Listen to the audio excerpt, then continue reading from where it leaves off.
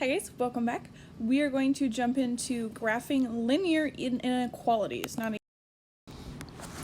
Okay, so when we are graphing inequalities, it's very similar to graphing equations. Okay, so go ahead and take a second, practice solving for y on this one, just like we would do with an equation. Okay, so I would subtract my 2x, because again, I still want it in the form of y equals mx plus b. Just instead of an equals, we're going to have an inequality. Okay, so we'd have negative 3y is less than negative 2x plus 5. Again, we like that x portion to be first. And then I'll divide everything by negative 3. Remembering, when we multiply or divide both sides by a negative, we flip the inequality sign. And then negative over a negative becomes positive, so it's just 2/3 x. And then we're just going to leave it as minus 5/3. Okay, so again, we should be able to put an inequality in slope-intercept form, even though it's an inequality instead of an equation. Okay. All right, so we're going to practice graphing in slope-intercept form, just like we did before, recalling y equals mx plus b.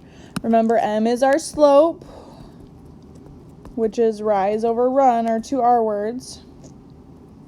And b is our y-intercept, and that's what we plot first. Okay. So I'm going to plot my 2 first here, positive 2 on the y-axis, just like we've been doing for a while now. And then my slope tells me to go up 2 over 3. So we will go up 2 over 1, 2, 3 for my next point. Okay, and then we graph the line going all the way across the graph. That's going to be very important for inequalities, and I'll explain why. But it should cover the entire graph, not just a little piece of it, okay? And we should have arrows on the end showing it goes on forever in both directions. Okay, so hopefully this is ringing a bell for you. This is what we did with our stained glass window project. We've been doing this for a while now. All right, so let's look at inequalities now. So I should be able to give you an x and a y point, and you should be able to tell me if it's a solution.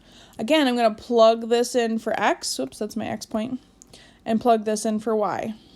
Okay, so we'd have 3 is less than 3 times 7 minus 1. Since this side has nothing to do, I'm just going to finish this side. So I'm going to bring down the 3. 3 times 7 is 21 minus 1, and 3 is less than 20. This is a true statement, so this would be yes, it is a solution. Now, when we're solving an equation, it has lots of solutions, but an inequality has even more solutions. Okay? So go ahead, why don't you try this one and decide if it's a solution or not. So we're going to plug 4 in for x and 5 in for y. So I'm going to have 5 is greater than 3 times 4 plus 2. Well, 3 times 4 is 12, plus 2 is 14. 5 is not greater than 14, so this is not a solution. Sorry, guys, I keep hitting it with my hand because I'm not sitting at a desk. Okay, so you should be able to take a point, and if I say, yep, this is a solution, is this a solution? You should be able to tell me yes, it is, or no, it's not. Excuse me. All right. Now, when we have solutions for inequalities, we can't just pinpoint one solution, okay? There are lots and lots of solutions, just like with a line, there's lots of solutions.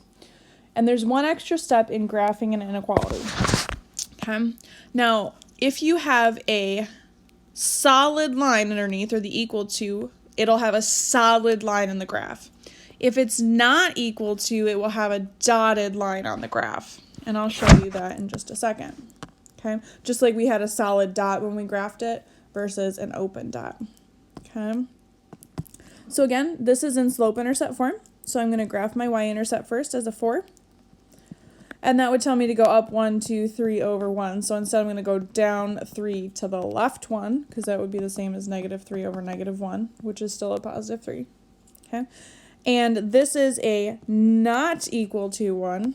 So I'm going to do a dashed line. And again, it doesn't have to be perfect, but somewhere in there.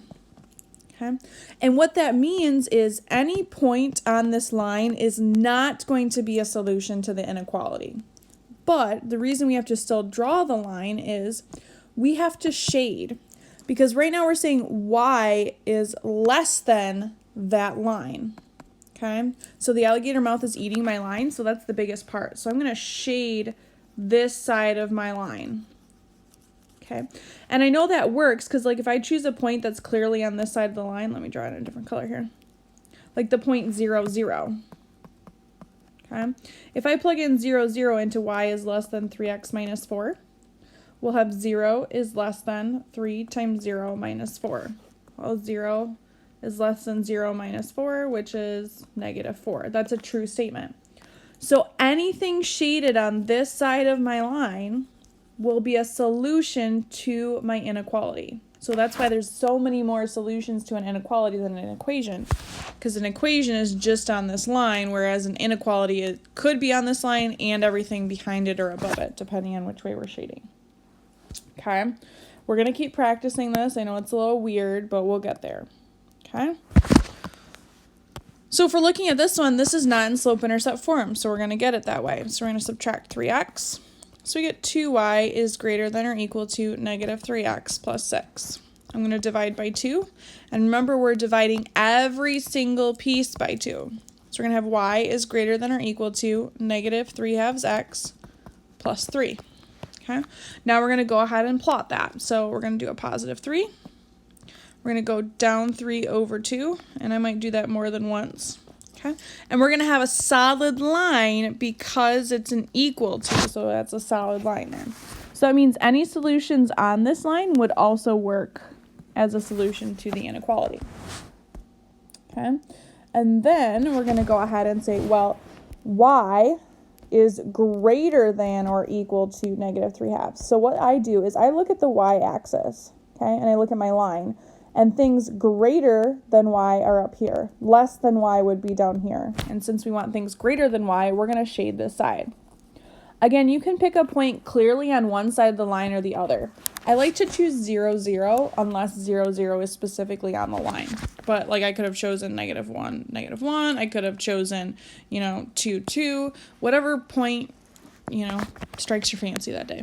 So we're going to have the point 0, 0. And I'm going to go back to my original equation just to make my life a little bit easier. So 3 times 0 plus 2 times 0 is greater than or equal to 6. Well, 0 plus 0 is not greater than or equal to 6. So that's why we don't want to shade the 0, 0, because it's not actually a solution to this the inequality, But if I chose the point 2, 2, well, 3 times 2 plus 2 times 2 is greater than or equal to 6. Well, that would be 6 plus 4, which is 10. And 10 is, in fact, greater than or equal to 6. So that's why we want to shade this side of the line, because it's all the things that are bigger. Okay? All right, we're going to go ahead and practice on our homework. I know it's a little weird, but we can do it, okay? Have a wonderful day, and we'll talk to you later. Bye.